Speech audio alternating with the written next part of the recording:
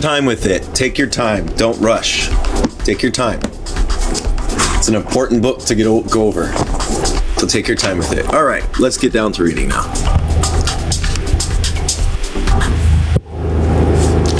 All right. Here we go. We're going to read this from the main. We're going to start with the foreword by Angela Davis. When Walter Rodney was assassinated in 1980 at the young age of 38, he had already accomplished what few scholars achieved during careers that extended considerably longer than his. The field of African history would never be the same after the publication of How Europe Underdeveloped Africa. At the same time, this meticulously researched analysis of the abiding repercussions of European colonialism on the continent of Africa has radicalized approach to anti-racist activism throughout the world. Excuse me. In fact, the term, quote, scholar activist, end quote, acquires its most vigorous meaning when it is employed to capture a generative passion that links Walter Rodney's research to his determination to rid the planet of all of the outgrowths of colonialism and slavery. Although 40 years after his death, we certainly need such brilliant examples we certainly need such brilliant examples for what it means to be a resolute intellectual who recognizes that the ultimate significance of knowledge is the capacity to transform our social worlds. We have learned from Walter Rodney and those before and after him who have critically engaged with Marxism while developing historical analysis of colonialism and slavery, that challenging capitalism deeply entrenched suppositions about human nature and progress in one of the most important tasks of theorists and activists who set out to dismantle structures and ideologies of racism, and refuting the argument that Africans' subordination to Europe emanated from a natural propensity towards stagnation. Rodney also repudiates the ideological assumption that internal intervention alone would be capable of provoking progress on the continent. Although colonization officially lasted only 70 years or so, which, as Rodney points out, was a relatively short period, it was during this period that colossal changes took place both in the capitalist world, i.e. in Europe, and the United States, as well as in the emergent socialist world, especially in Russia and China. Quote, to mark time, end quote, he insisted, quote, or even to move slowly while others leap ahead is virtually equivalent to going backwards, end quote. In How Europe Underdeveloped Africa, Walter Rodney painstakingly argues that imperialism and the various process that bolsters colonialism created interpenetrable structural blockades to economic and thus also political and social progress on the continent. At the same time, his argument is not meant to absolve Africans of the, quote, ultimate responsibility for development, end quote. I feel extremely privileged to have been able to meet Walter Rodney during my first trip to the African continent in 1973. I mentioned this visit to Dar es Salaam because it took place shortly after the original publication of How Europe Underdeveloped Africa, and because I witnessed firsthand, or a brief period of time, the revolutionary urgency generated within the scholarly and activist circles surrounding him. Not only did I have the opportunity to witness lectures and discussions he organized at the University of Dar es Salaam in a relation between African liberation and global contestation of capitalism. But I also visited the training camps of the MPLA, where I met, here we go, Agustinho Neto, the military cadre fighting the Portuguese army.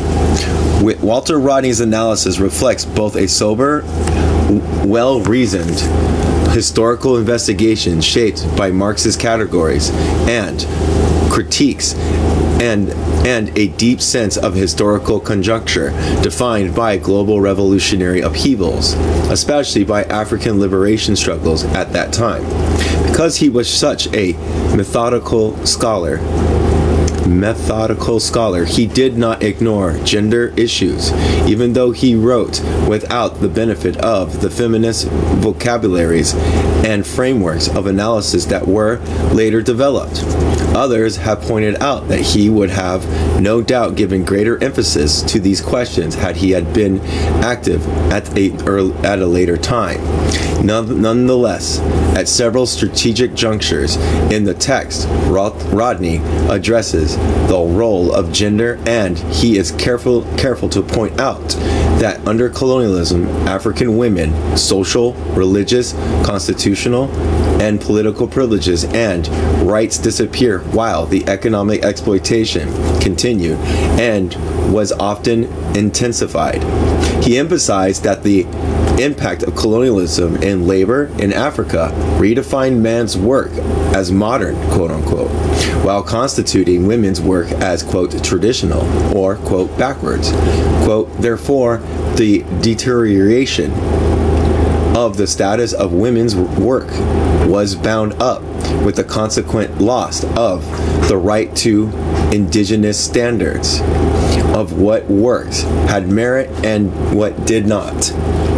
At the time that How Europe Underdeveloped Africa was published, black activists, at least in the United States, was influenced not only by culture nationalist notions of intrinsic female inferiority, often fallaciously attributed to African cultural practices, but also by official sponsored attributions of the matriarchal, in other words, defective family structures to U.S. black communities, i.e. the 1965, here we go, the MOYNIHAN report. This book was an important tool for those of us who were intent on contesting such essentialist notions of gender within black radical movements of that era. If Walter Rodney's scholarly and activist contributions exemplify what was most demanded at the particular historical moment, he was assassinated because he believed in the real responsibility of radical political change, including in Guyana, his natal land,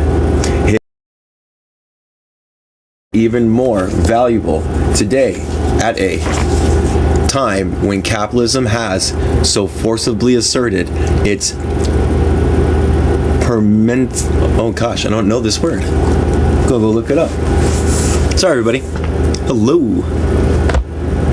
Read the book. I am reading the book. Sorry, that was that.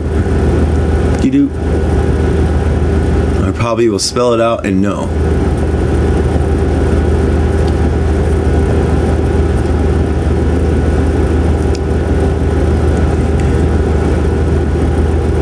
NCY.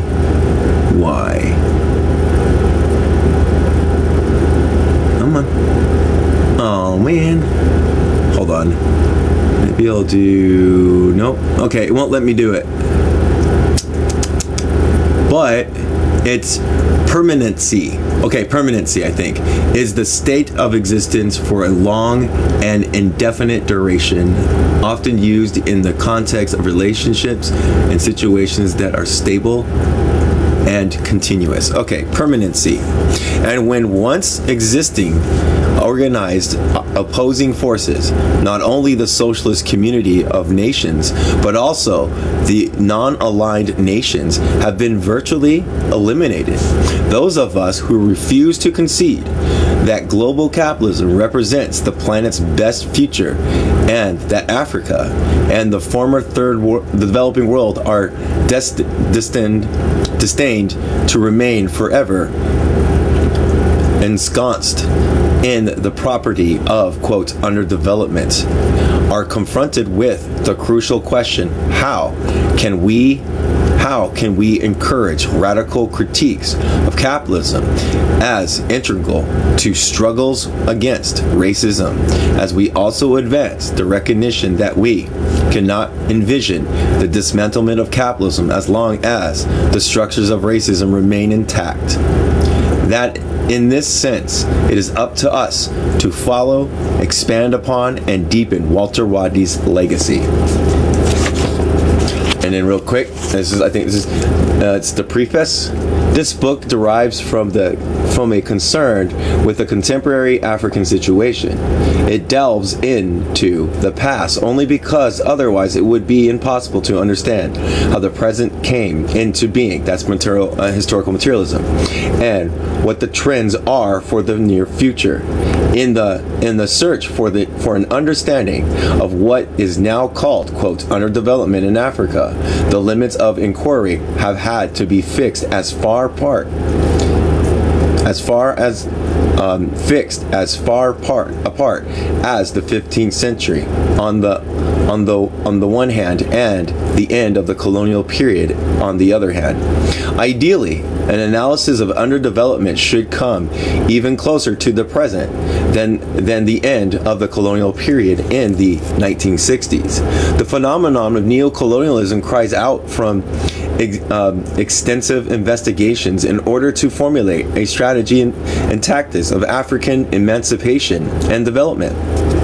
This study does not go that far, but at least certain solutions are implicit in a correct historical evaluation, just as given medical remedies are indicated or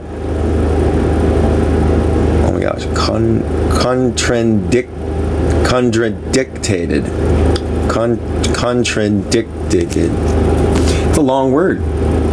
I cannot not sound it out. Yay me. C-O-N-T.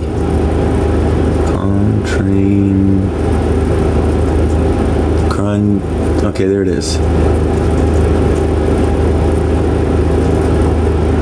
Hold on. Contraindication. Contraindicated. A condition of circumstances that suggests or indicates that a particular technique or drug should be used. Okay. Yeah. Let me hear it again. Contraindication. Or contraindicated by the correct diagnosis of the patient's condition and an acute case history. Hopefully, the fact and interpretation that follow will make a small contribution towards reinforcing the conclusion that African development is possible only on the basis of a radical break with the international capitalist system, which has been a principal agency of underdevelopment in Africa over the last 5 centuries.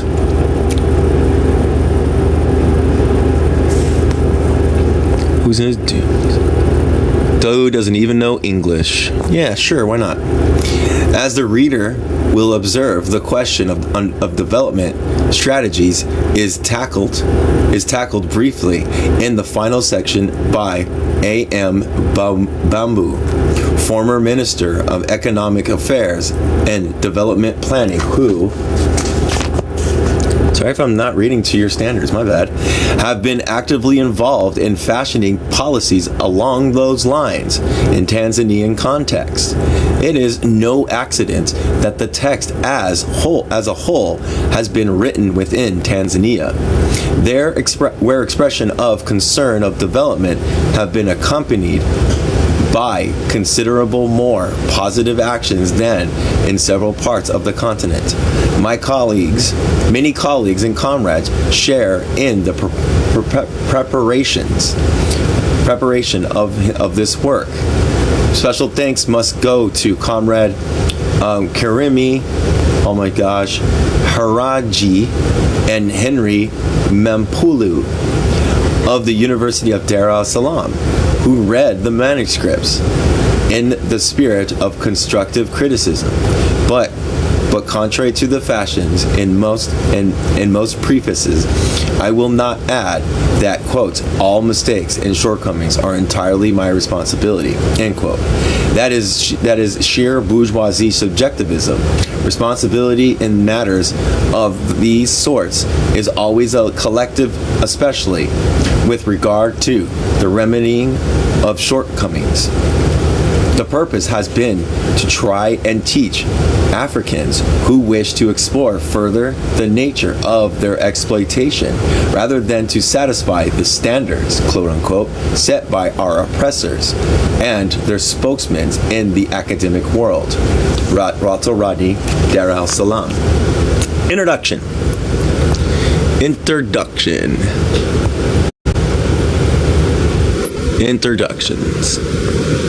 Before I hit the introductions, why are people such jerks?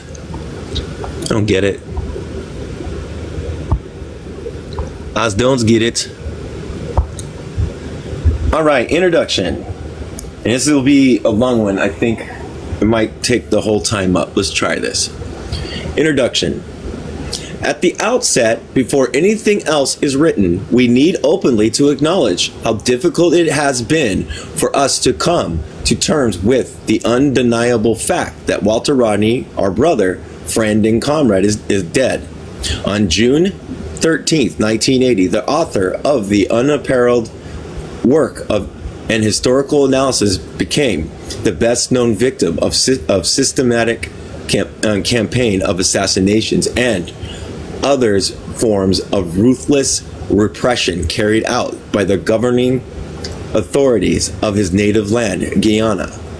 The end was predictable, for Walter had determined that the only path to true human development and liberation for the majority of the people of his country was through the transformation of their own lives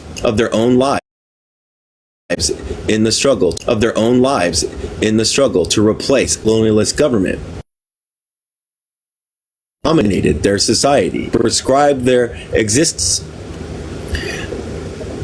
However, Forbes Burnham, the president of Guyana, had made it clear on many occasions that in this struggle for the minds and hearts of the people, he knew no limits in the determination to, quote, exterminate the forces of opposition, end quote. In the opinion of many, there is no doubt that the bomb that tore away the life of Walter Rodney was the result of Burnham's deadly pledge. Hard as his death is to accept and absorb, we must begin here, not primarily for purposes of sentimental or political invective, but because no new introductions to how Europe underdeveloped Africa is possible without a serious and direct encounter with Walter Rodney, the revolutionary scholar, the scholar revolutionary, the man of great integrity and hope, for more so than most books of this genre. This work is clearly imbued with the spirit, the intellect, and the commitment of its author, both the man who produced the audacious and wide-ranging studies before he was 30, and the man who moved within an unswavering integrity to live out its implications in his relatively brief years.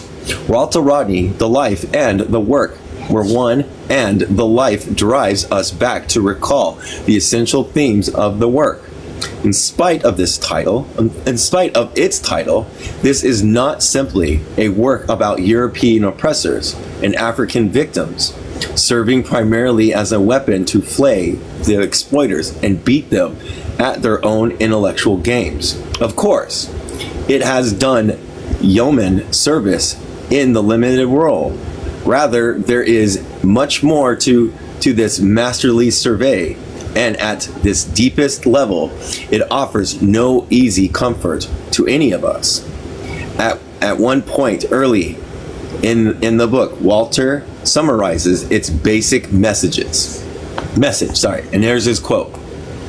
The question as to who and what is responsible for African underdevelopment can be answered at two levels. Firstly, the answer is that the operations of imperialist systems bear major responsibility for African economic slowing down by draining African wealth and by making it impossible to develop more rapidly the resources of the continent. Secondly, one has to deal with those who manipulated the system and those who are either agents or unwitting accomplices of the said system.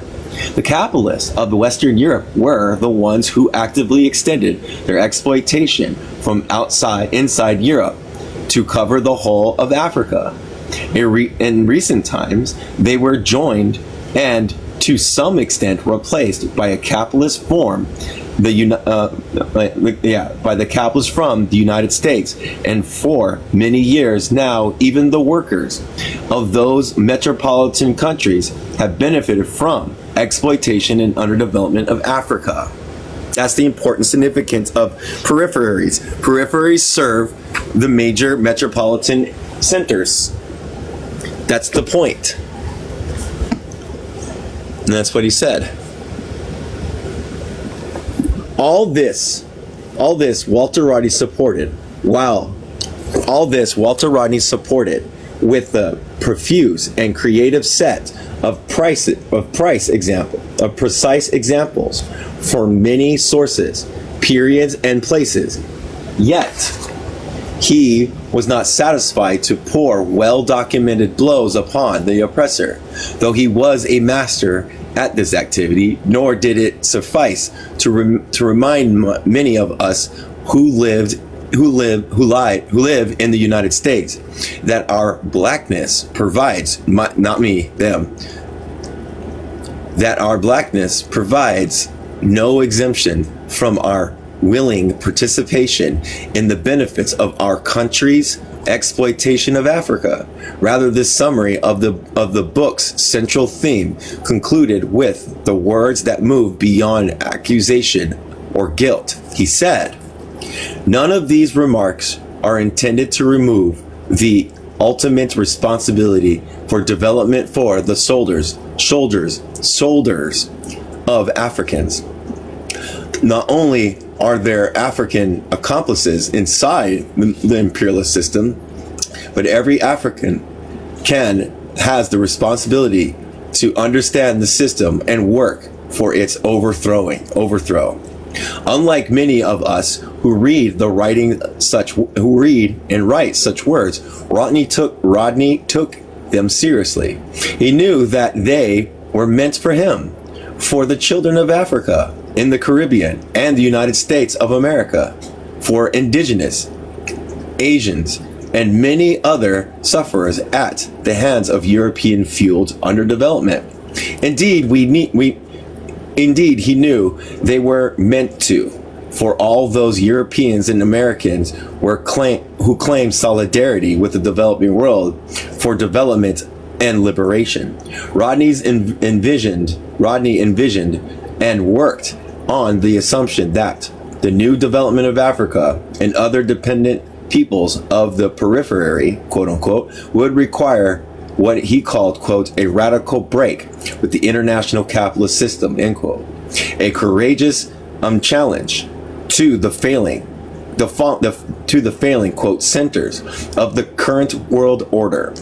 Of course, he also knew that any such break or serious contestation would precipitate in in and participate profound revolutionary changes at the center itself. Thus, from his perspective, what was ultimately at stake, what was absolutely necessary, was a fundamental transformation in the ordering of the political culture and economic forces that have dominated the world for almost half a millennia. This was an awesome vision, especially since Walter dared to say and believe that such a stupendous transformation must be initiated by Africans and other dwellers in the nether regions of exploitation and subordination.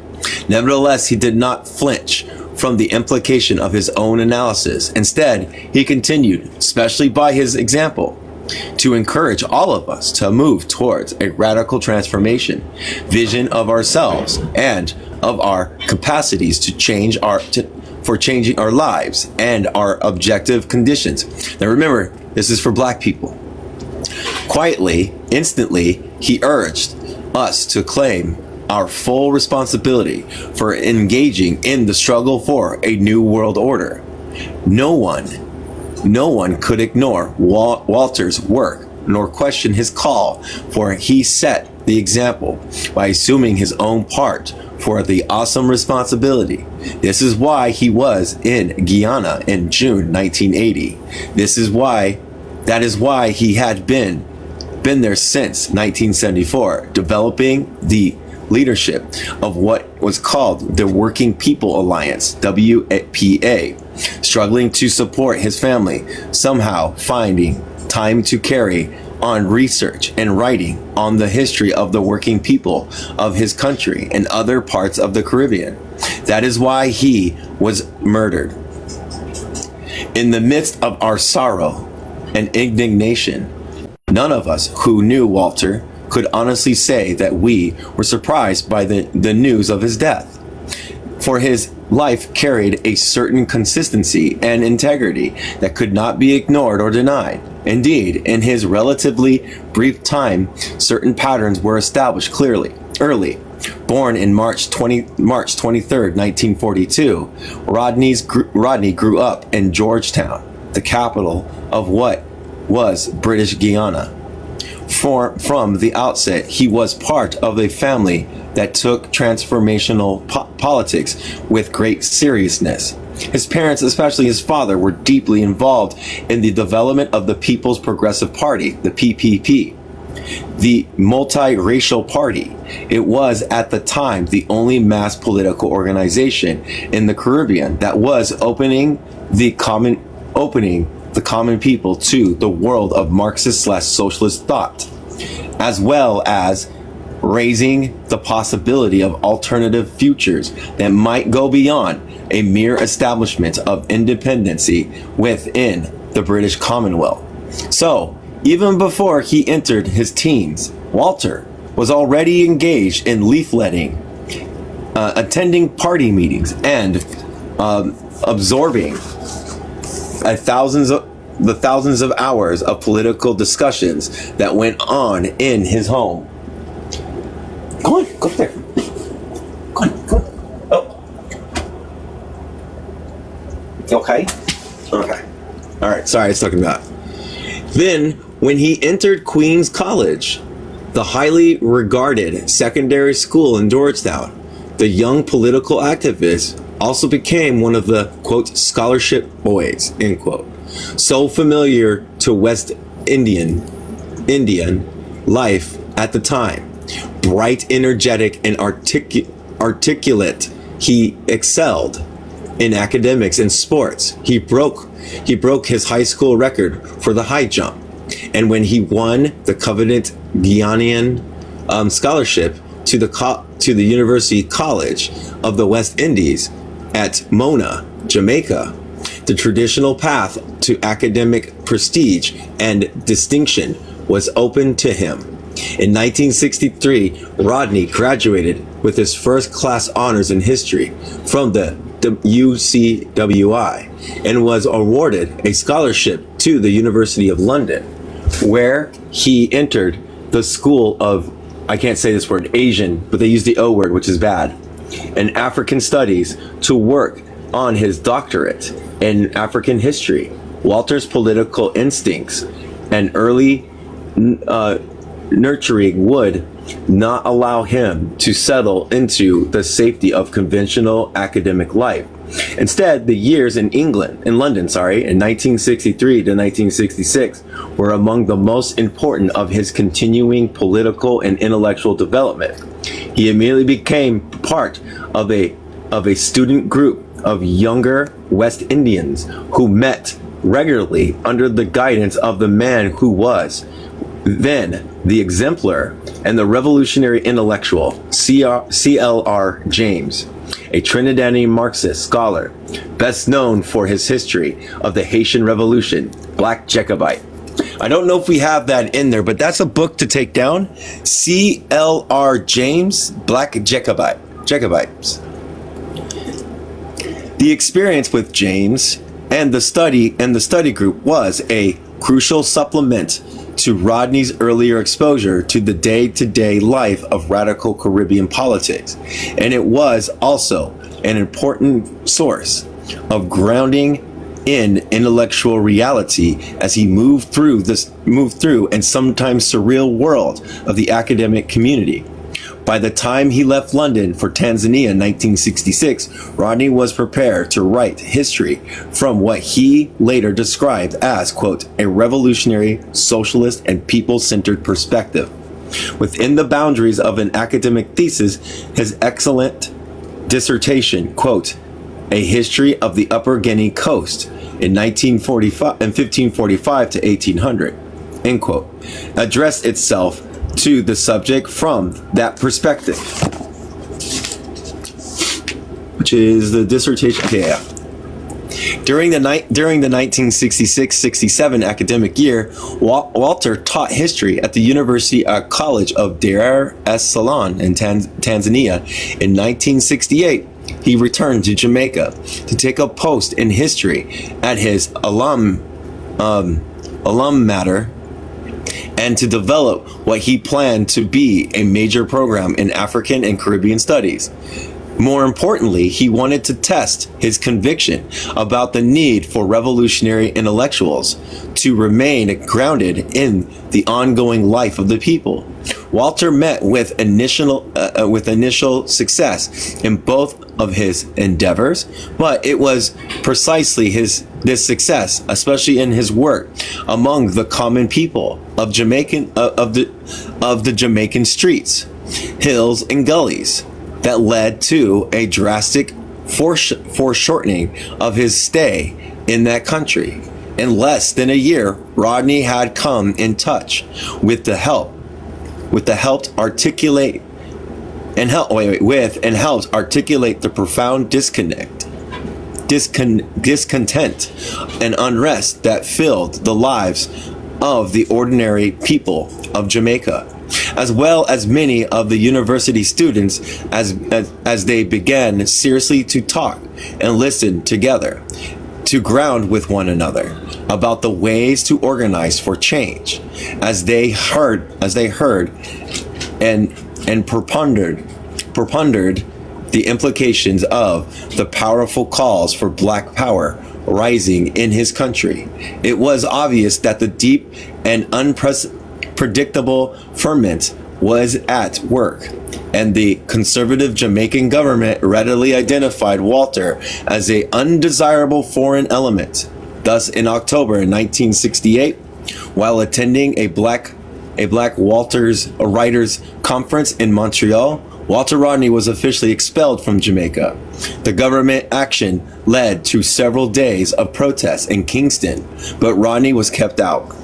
It was this political activity, combined with his powerful participation in Montreal Conference, that first brought the 26-year-old Caribbean historian to the attention of many of us in the United States. Then, following the Jamaican government's action, Walter's fellow members Walter's fellow members of the CLR James Study Group and other Caribbean activists based in London pressed Walter for the opportunity to publish some of the lectures that he had delivered in Jamaica. With that purpose in mind, they formed the Bogali Overture Publishing House, and in 1969 brought out Walter's first widely read book, Grounding with My Brothers. That's the book we'll read next.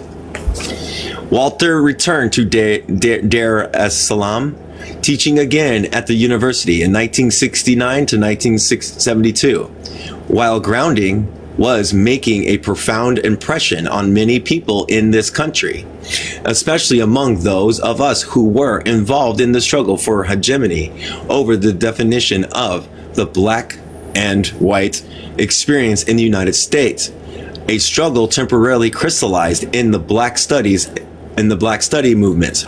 Now, I just want to make sure I'll make this profoundly sure. When they talk about we and us, they're talking about black people, not me. I'm just repeating what they're saying. So anytime you hear we and us, it's black people, not white. Not surprisingly, it was at once of the many conferences spawned by that movement that Walter Rodney was first introduced to a major audience of Afro-Americans. In May 1970, he participated in a second annual gathering of the African Heritage Studies Association at Howard University. While one of the contributors to this introduction, Robert Hill, and had already met and worked with Walter at the University of West Indies, and Howard Conference provided the first opportunity for the other two of us. Like many persons at the conference, my first impression of this slightly built, soft-spoken, dark-skinned brother from Guyana was his capacity to speak without notes, largely without rhetorical flourish, for more than an hour, and yet have his highly informative material so carefully and cogently organized that it would have been possible to take it directly from the transcripts and publish it. Eventually, we discovered that this tremendous intellectual discipline and political instinct was matched by a disciplined force of spirit and a mastery of but not slavery to dialectical materialism, and an unflinching commitment to collective work on behalf of the wretched of the earth. All this was insulated from self-righteousness by a dry and ready sense of humor. In other words, it was clear to us that Walter Rodney was a moral, political, intellectual force to be reckoned with, one of Africa's most beautiful children. From the point of our first encounter, we knew that we had met a brother, teacher, a comrade.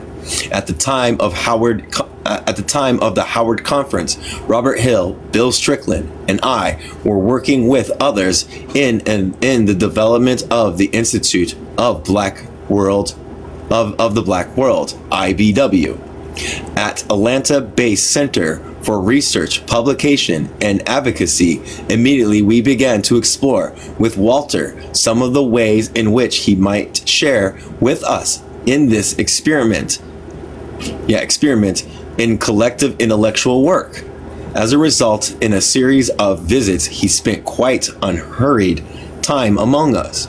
In our homes, we also shared the company of his wife, Pat, and their lovely children, Shaka and Kania and Asha. Thank you. I'm going to take a break real quick and look back. CRL James, yes, Black Jacobites. Peace. Just looking back, making sure this one is a good one. Yes, thank you. If you're still here, sir.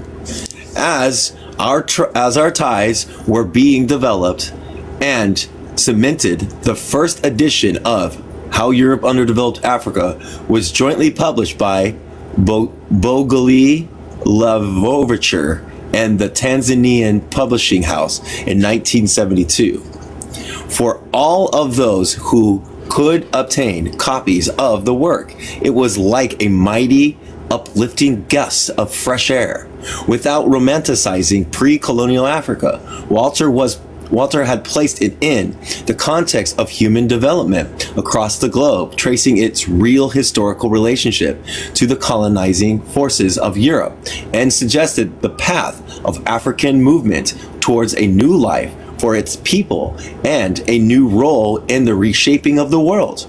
The book immediately struck an exciting and responsive chord among many in this country, among politically orientated black people, and it played something of the same formative roles as Frantz Fanon's Wretched of the Earth, almost a decade before. Indeed, both men were dealing with the ravages of colonialism and neocolonialism. Both were called for the break with the exploiting, ravaging system in order to move forward and create a new order. Both were living examples of the transformation they demanded. Like Fanon's seminal work, Rodney's also began from an African/Caribbean perspective. But we in the United States of America immediately recognized the global connection. Although Walter ended his primary historical analysis with the close of the 1950s, he nevertheless offered a brief, cogent, and powerful treatment of the contemporary role of the United States in the exploitation of Africa, explicitly warning us against our own active and passive participation in that damaging work. But there were also connections, perhaps even more directly related to Afro-American struggles in the early 1970s, especially in his treatment of colonial and neo-colonial education and its effect on the African mind and spirit. For instance, Walter wrote, quote, "In a final analysis, perhaps the most important principle of colonial education was that of capitalist individualism. In Africa, both the formal school system and the informal value system of colonialism destroyed social solidarity and promoted the worst form of alienated individualism without social responsibility. When Afro-Americans," and that's in the quote, "we, not me, Afro-Americans immediately recognized that condition. Indeed, one of the central themes of the movement of for Black studies and Black power have been called for social solidarity among Black people and resistance to the destructive individualism of the mainstream American way of life. For we were painfully aware of the rising alienation among our young people as they moved ever more fully into cultural flow of mass American society with its powerful networks of formal and informal miseducation. Thus, it was natural that those of us at the Institute of the Black World, IBW, invited Walter Rodney to participate with us in two projects directly relating to those concerns. The first was a contributor to the book's length monograph, Education and Black Struggles. What we organized and edited for Howard Educational Review in 1974. His paper was on, quote, education in Africa and contemporary Tanzania, end quote. The second project was of a different nature. Early in 1974, Walter had received an appointment as professor and chairman of the history at the University of Guyana. The appointment was considered a clear victory for Walter and his supporters. a vindication of his vision. We invited him to spend part of the summer in Atlanta with us before he returned to Guyana. He spent more than a month at IBW, primarily in the development and leadership of a summer research symposium. Colleagues from other parts of the nation and from the Caribbean joined us in the venture as we experimented with models for an educational program that would provide broader scopes and new alternatives for young Black people in colleges and universities across the country. At the same time, in act of vision and courage, the Howard University Press was publishing the first American edition of, quote, How Europe Underdeveloped Africa. The extended time that Walter spent in IBW that summer was critical to us all. It helped to crystallize much of our thinking about the role of Black intellectuals in our own society and the role of IBW might play in that development. Concurrently, it provided Walter with an opportunity to explore more deeply the implications of the unique Black American experience.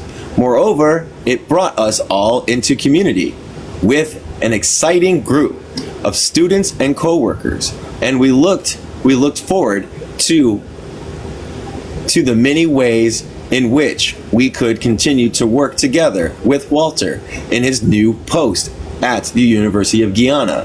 However, even before Walter left Atlanta, we had begun to receive signals that all was not well with the university appointment. By the time he arrived home, the official word was given. At the last moment, in the unprecedented move, the appointment had been canceled. Apparently, the result of pressure from the highest levels of government. From that point on, Walter Rodney, revolutionary scholar, began once more to dig deeply into the souls of his native land, in spite of the invitation and appeals from many places. He steadfastly refused to leave Guyana on any permanent basis. He had set himself two major tasks, both consistent with his definition of his role as a Black intellectual who has committed to the liberation and development of his people. Both require his presence in Guyana. The first was to develop a major multi-volume work on the history of the working people of his country.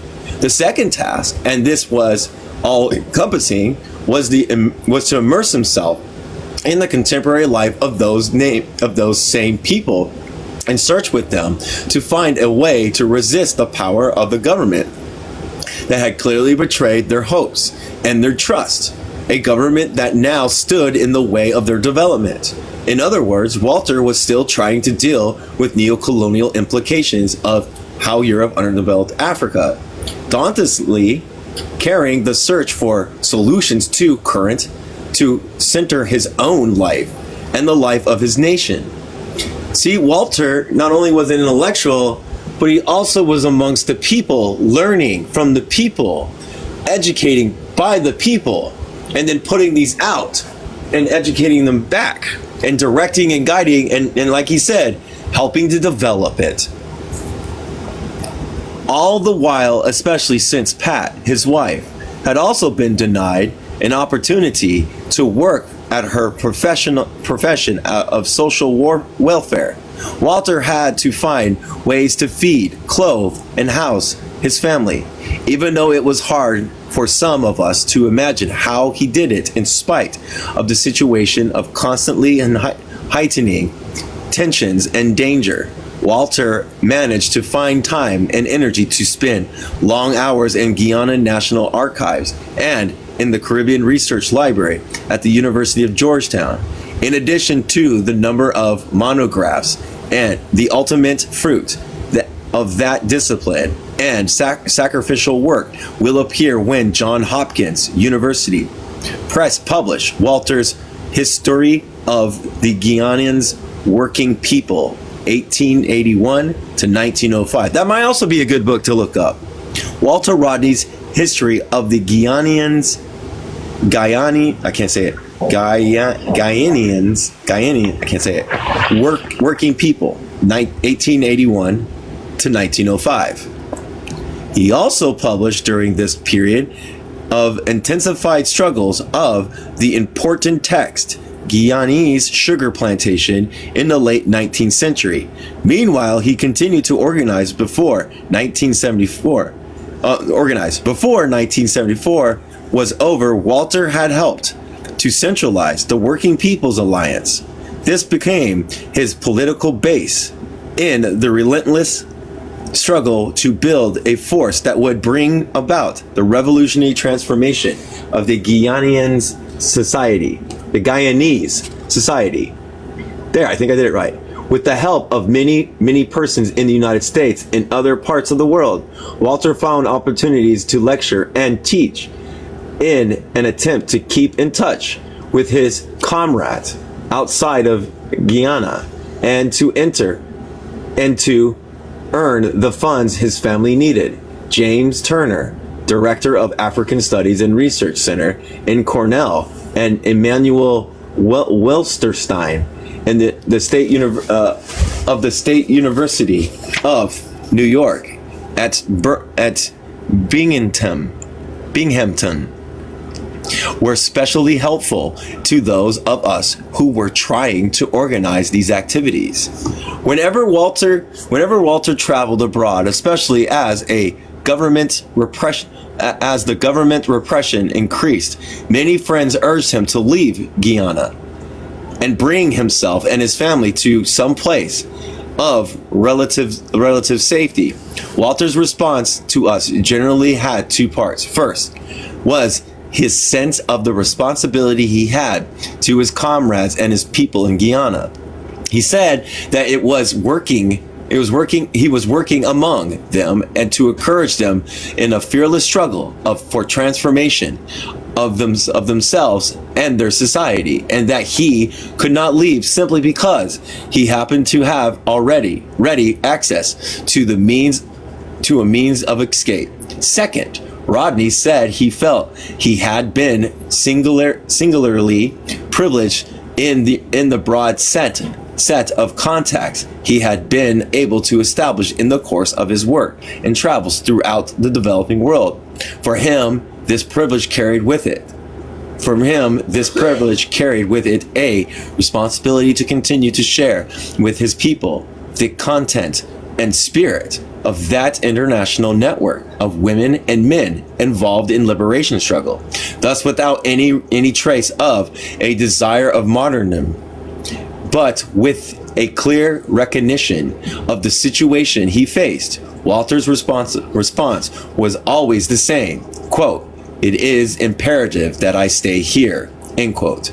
Towards the end, all these dangers, hopes, and tensions were concentrated in the events of one last year-long outpouring that it had transformed itself into a political party, one that would work untiringly for the overthrow of the stronghold of Burnham's People's National Congress had established in the country. In the following months, the government building in Georgetown, was set afire, and Walter and 4 others, WPA members, were among the 8 persons arrested and charged with arson. Because it was a government building, the charge was very serious, but it was so clear that many observers that action was entirely set up as part of the measures for breaking the force of Rodney's small but intellectual organization. On the one hand of the arrangement, Father Bernard Dunkey, a priest who was a reporter for the Catholic Standard, was fatally stabbed in the back as he stood observing a pro-WPA demonstration outside of the court building. From that point on, a repressive situation deteriorated into what might be called a long night of official terrorism, including bombings, police beatings, escalating treats of exterminations, quote unquote, by Burnham against Walter and other leaders of the opposition's WPA.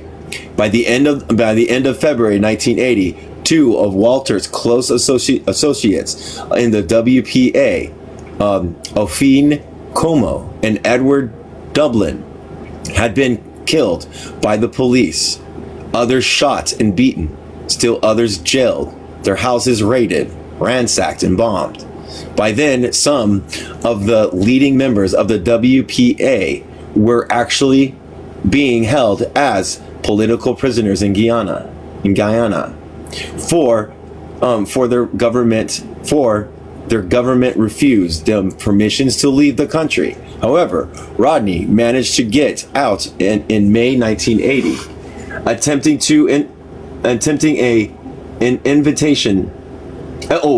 accepting an invitation from the Patriotic Front to attend the independence ceremonies in Zimbabwe. When Walter returned to Guyana, continued to work in the archives to organize among the people, he had ominously told some of us in this country that we might not see him again. On June 2nd, the trial for arson began. Witnesses by concerned observers from the Caribbean, the United States, and England. Within a few days, it was clear that the government had no case and could not prosecute Rodney and his co-workers. As a result, on June 6, at the request of the government, the trial was adjourned until August 20th.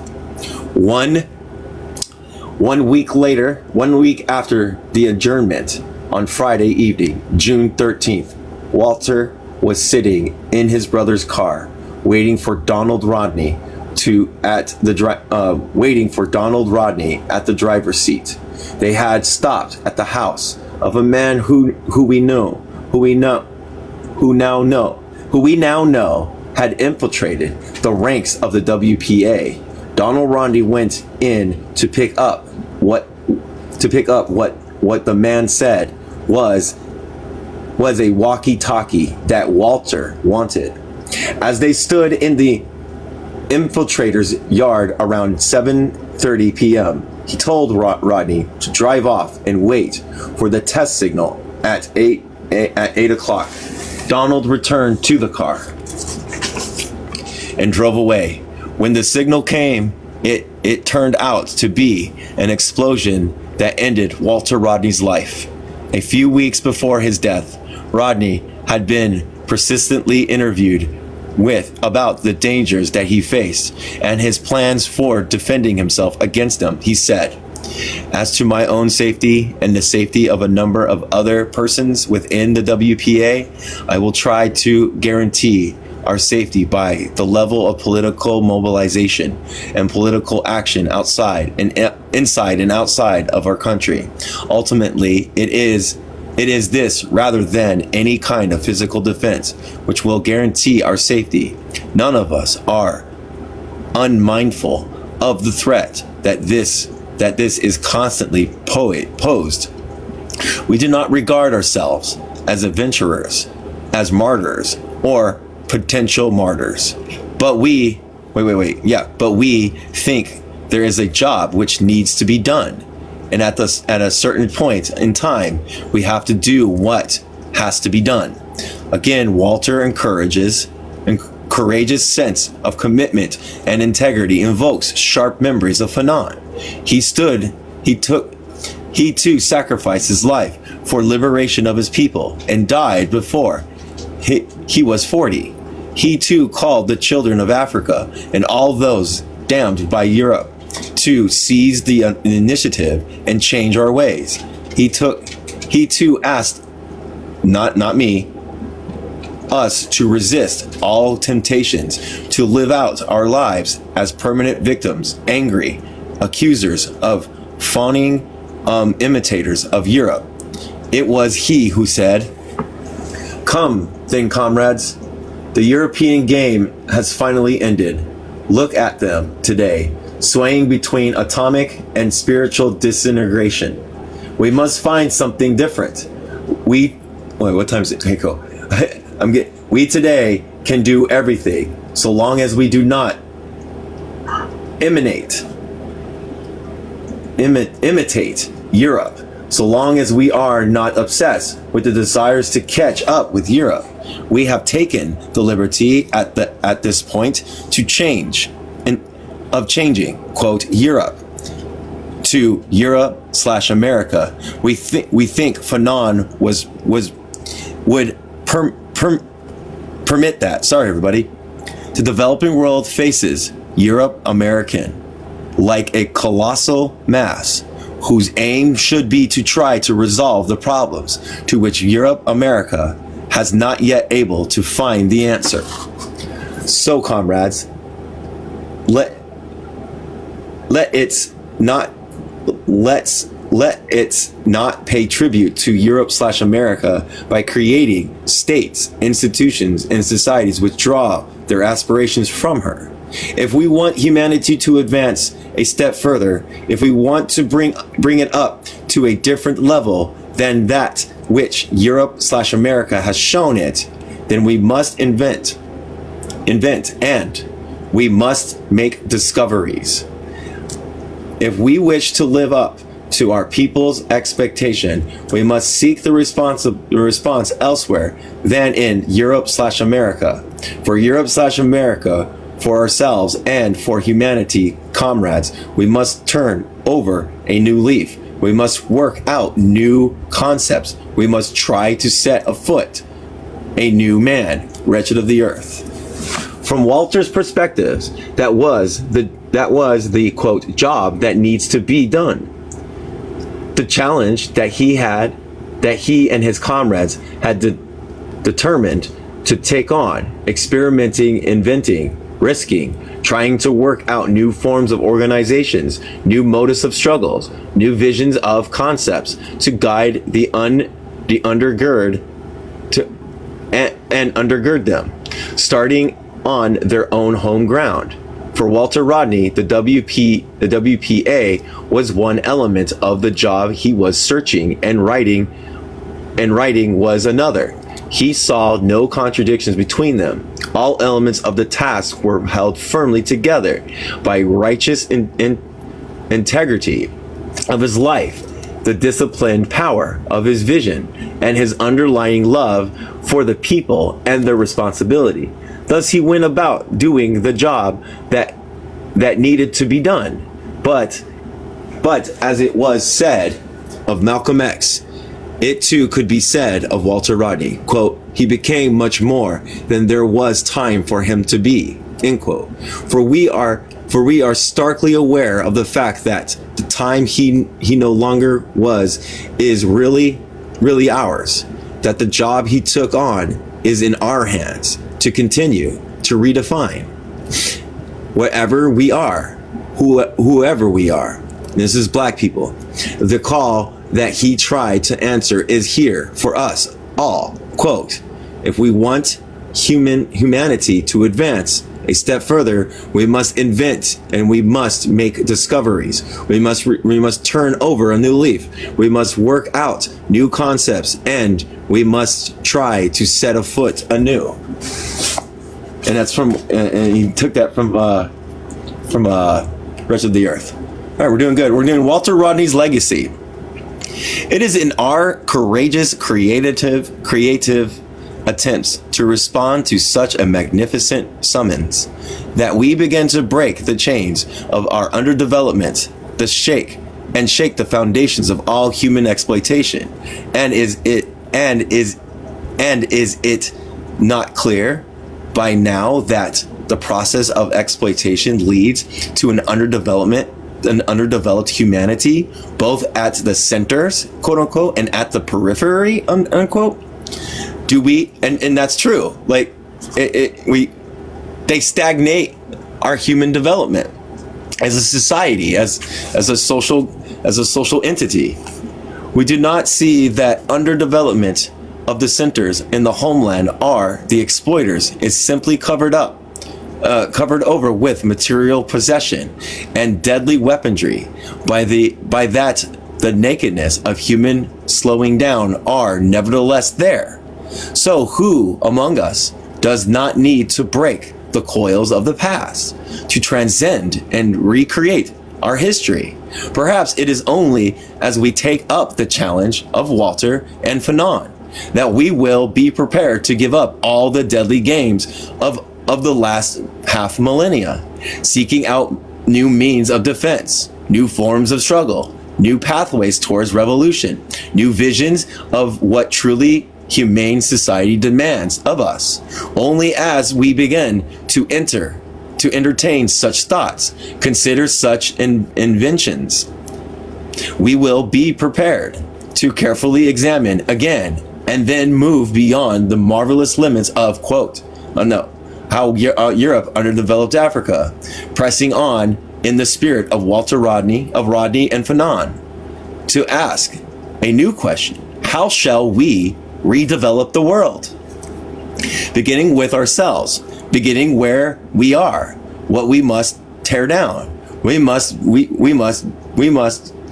we must build up. That foundation must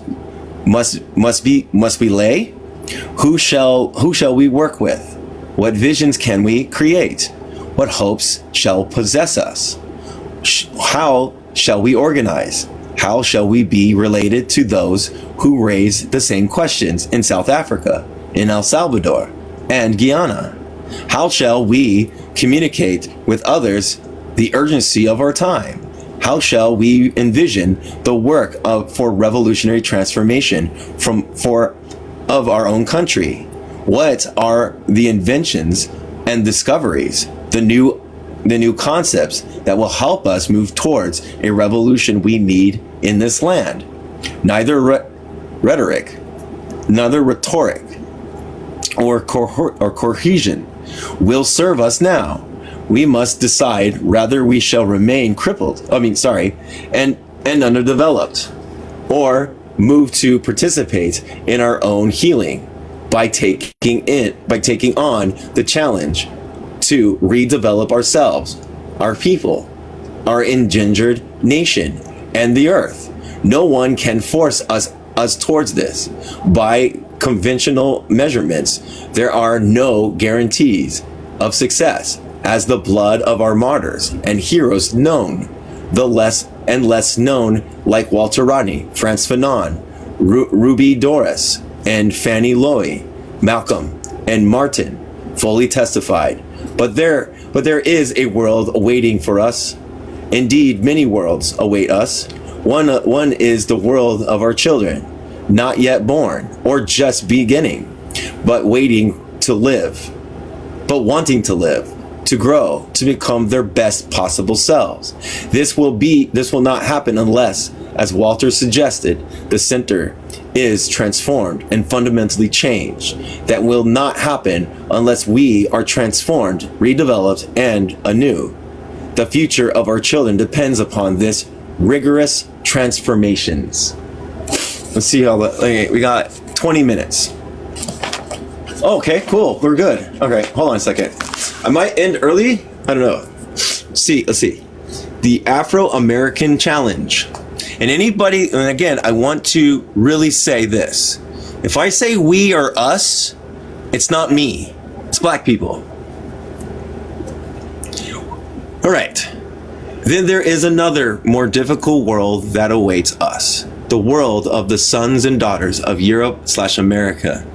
America, who have begun to discover their own underdevelopment, who recognize the wrapping of desensitizing of their spirits without rehearsing all the old political arguments about coalition and alliances, neither forgetting the past nor beginning bound by it. We must find some way to respond to them and to allow them to come in touch with us. This is no passing luxury in the old, quote, nice relations, end quote, styles, Rather, we now realize that the children of the oppressed, and the children of the oppressors are involved in a dialectical relationship that is deeper than most of us choose to recognize, and that there is no fundamental redevelopment for one without the other. This is a heavy burden, but it represents a greater possibility as well. In this country, without peculiar history, it is also an undeniable reality. So it is by the way of these difficult issues that we return to Walter and his great work. Now what seems demanded of us as we revisit how Europe underdeveloped Africa is that we read it. Okay, sorry everybody, I'm almost done. It is that we read it. Oh my gosh, I'm having problems with it's today. Is that we read it this time in the light of Walter Rodney's life and death. This time in a consciousness of the dangerous, exploitive American center. This time in the company of our children. This time in the presence of Fanon's insistent call to us all. Then we shall likely see more clearly than ever before that Europe's underdevelopment of Africa and other worlds require Europe's ravaging of itself and everyone and everything that came under its sway. So the wounded are all around us and within us, now opening ourselves to all those who recognize the brutal dialectics of underdevelopment, who acknowledge the cohesive power of our common needs, our common dangers, and our common possibilities. We can begin to stand in a newly grounded solidarity and reach out towards each other, facing the harsh but beautiful fact that we must either redevelop ourselves and our world, or be pushed together into some terrible explosive closing of the light. Of course, if we choose to go the way of our essential communities, we could not go far by responding primarily to the urgency of fear. For that would repeat history rather than transform it, and that would be unfaithful to the courageous brother like Walter. Instead, we must be drawn by the fact that there is much to attract us.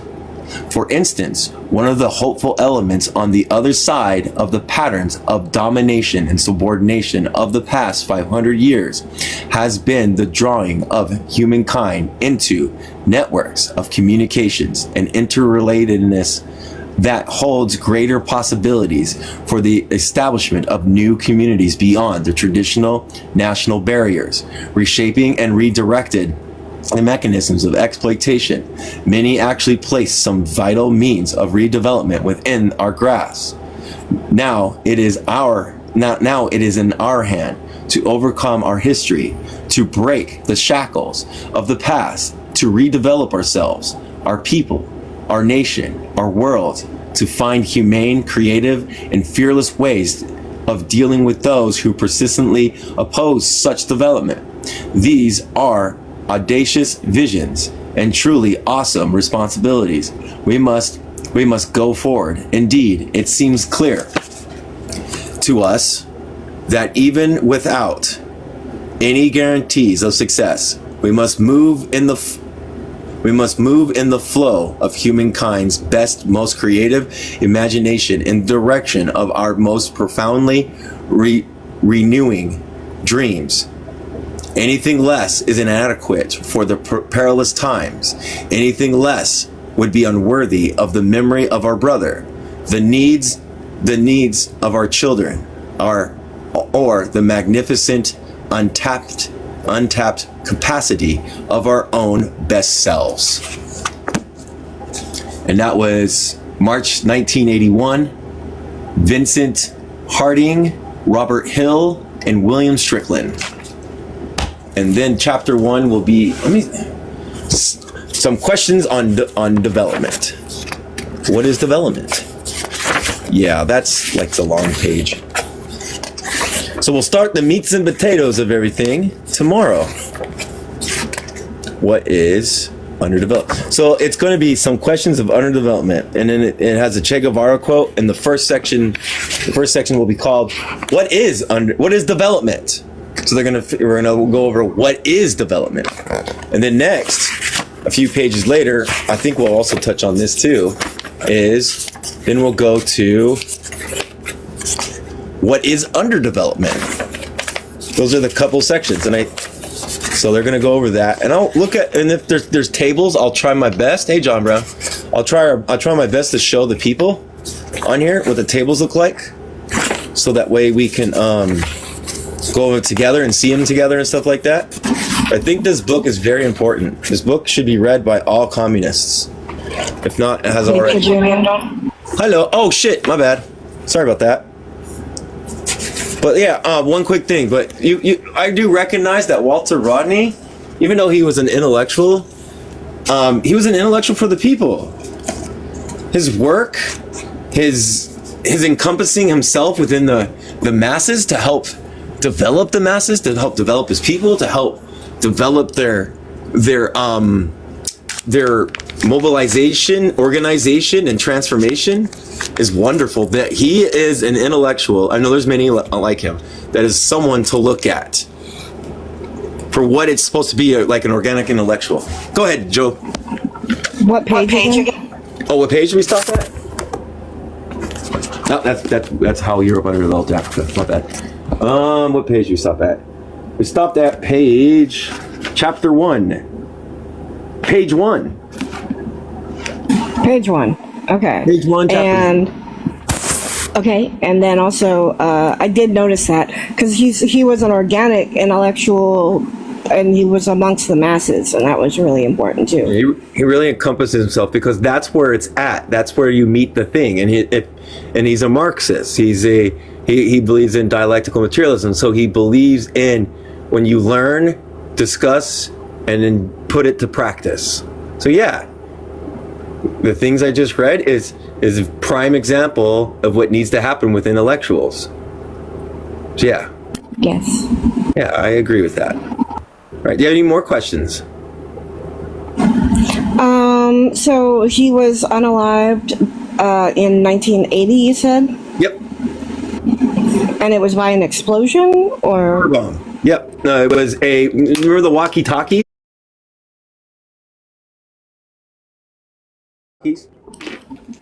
Yeah, so they gave him a walkie-talkie and had him go chest it out and stuff, and boom, it was done. It was over. Oh. And Walter Rodney, Walter Rodney, like you mentioned, it happened to me. He was, if that's not self-awareness about your elements and your environment around you, I don't know what is. You know. Very much so. Yeah. Yeah. So, but yeah, he also has other books that we're going to put in the library if we got them. I forgot them already. My fault. But he does a book called The Russian Revolution, and I'm going to say it just once. The Third World Perspective. I say developing world all the time, but that's the title of the book. So if anybody's interested in that, it's an interesting book. So. But anyways, if everybody doesn't have any more questions, we'll start on chapter 1 tomorrow. I hope everybody kind of enjoyed the overlook and the summary of Walter Rodney and who he was and how important he was to the African movements, to African American movements, of the African diaspora as a whole. So now you know who he is and what he is. Beautiful person. All right. Thank you, everybody. I'm going to close it out. See you tomorrow. Bye.